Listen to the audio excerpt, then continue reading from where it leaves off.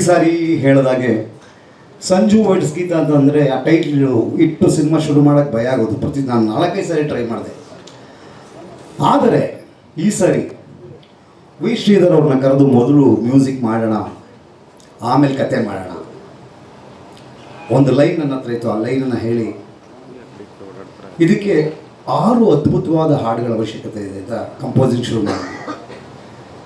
First compose ಮಾಡಿದ ಹಾಡು ನಡಿ ನಡಿ ಎಂದು ಹೀಗೆ ಅಂತ. ಅದು ಭಾಳ ಬ್ಯೂಟಿಫುಲ್ಲಾಗಿ ಬಂದಿದೆ.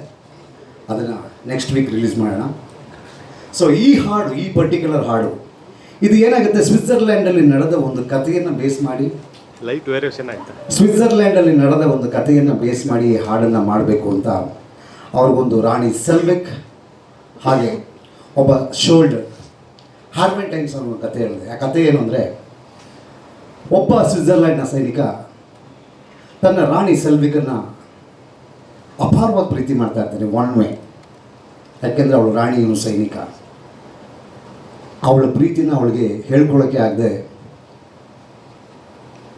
ಹೇಳೋ ಪ್ರಯತ್ನಕ್ಕೂ ಸಿಗದೆ ಇದ್ದಾಗ ಒಂದು ದಿನ ಜರ್ಮನ್ಸ್ ಬಂದು ಸ್ವಿಟ್ಜರ್ಲ್ಯಾಂಡ್ನ ಕ್ಯಾಪ್ಚರ್ ಮಾಡ್ತಾರೆ. ಆ ಜರ್ಮನ್ರ ವಿರುದ್ಧ ಅವನು ಹೋರಾಟ ಮಾಡ್ತಾನೆ. ರಾಣಿಗೆ ಮತ್ತೆ ತನ್ನ ಕಿರೀಟನ ತಂದು ಕೊಡ್ತಾನೆ. ಆ ಹೋರಾಟ, ಆ ಯುದ್ಧದಲ್ಲಿ ಅವನು ಸತ್ತೋಗ್ತಾನೆ. ಆಗ ಅವಳು ಒಂದು ರಕ್ತದಲ್ಲಿ ಲೆಟರ್ ಬರೆದು ಕಳಿಸ್ತಾನೆ, I love you for ever and ever. ಈ ಕಥೆನ ಹೇಳಿ ಕಂಪೋಸ್ ಮಾಡೋದಕ್ಕೆ ಶುರು ಮಾಡಿದ್ವಿ. ಪ್ಲೀಸ್ ಬನ್ನಿ.